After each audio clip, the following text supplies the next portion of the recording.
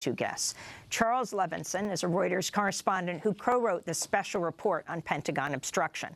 And Omar Farah is with us, an attorney with the Center for Constitutional Rights. He represents Tarek Ba'oda, the Yemeni prisoner who remains locked up at Guantanamo because of the Pentagon's interference. We're going to go first to Charles Levinson in Reno, Nevada.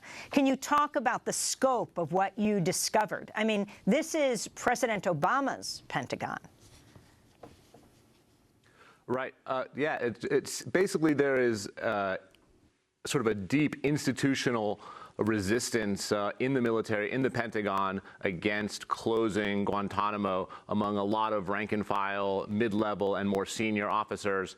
And they've been able to use their sort of bureaucratic and administrative control over the Guantanamo Bay Detention Center to make it difficult to accomplish a lot of the things that need to be done in order to close the prison, such as facilitating visits of foreign delegations from countries who the United States, the Obama administration, is asking to take prisoners that they want to transfer out of the prison.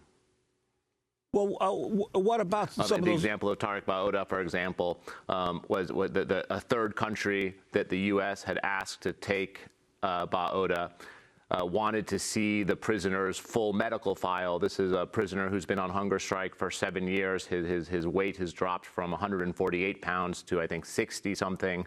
He's obviously is going to need a lot of acute medical care by any country that takes him in. And they wanted to review his full medical file, and the Pentagon said wouldn't turn it over and still has not turned over that full medical file, instead just handing in a brief summary. The official reason the Pentagon has given for this is patient privacy concerns. But Mr. Ba'oda's lawyer has waived those concerns, and I think a lot inside the administration believe that such concerns are really just a pretext for making it difficult to transfer Ba'oda, who I think many inside the military view as sort of still in the fight since he has been on this hunger strike for 7 years. But Charles Levinson, on these other limitations, for instance, this issue of not allowing foreign delegations to sleep over in Guantanamo when everyone knows what a remote place, how difficult it is to get to Guantanamo. What about this limitation? How do they explain that? Right. This one is one that has particularly rankled certain U.S. officials who are trying to work to close the prison. Basically, these foreign delegations come to Guantanamo Bay and they want to interview, as many prisoners as they're considering taking. It can be 5, 6, 7, 8 prisoners, and they want to spend time getting to know these guys. Do we trust them? Do we believe that they really won't be a threat to us if we bring them to our country? And they need to get to know these prisoners, and they're encouraged to do so by the Obama administration.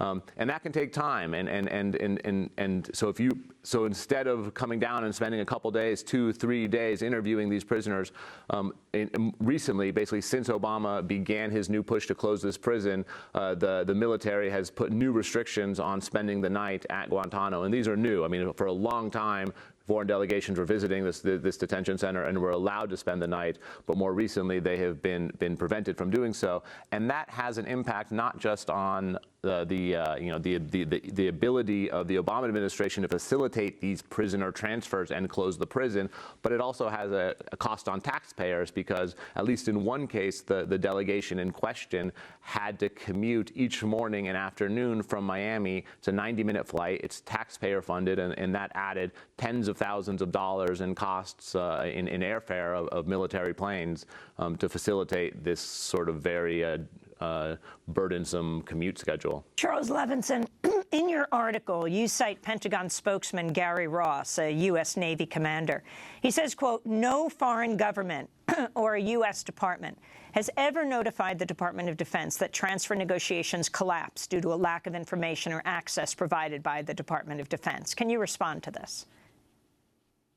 Right. I mean, it's not a surprise to see the Pentagon and the White House, for that matter, at least publicly putting on a public face of unity and cohesion and not sort of highlighting in their public statements the discord. But that statement certainly did not jive with our own reporting and many officials, current and present, that we spoke to who voiced deep frustrations with the Pentagon and relayed to us that they had indeed conveyed those frustrations to military officials many times over the past several years. And were you able to get in your reporting any sort of indication from the White House of its frustration with this policy, and why doesn't the president just, as commander-in-chief, order that this stuff be done? Right, and I think there has been a movement towards doing that. I know I think to us outsiders who aren't in the White House and in government, it seems as easy as a president just saying, if this is what I want, this is the way it should be. And the fact that it's not that easy sometimes surprises us. I think, part of the reason that former Defense Secretary Hagel was removed from office, I mean, there are several factors, but certainly one of them, according to many people, including Hagel himself, was the president's frustration over the Pentagon's slow progress transferring prisoners.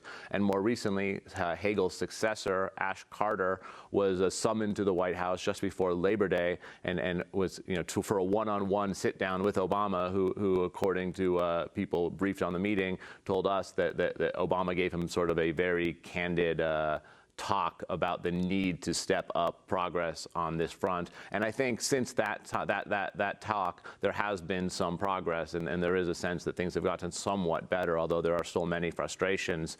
It is expected, for example, that next month in January, there will be 17 prisoners transferred out.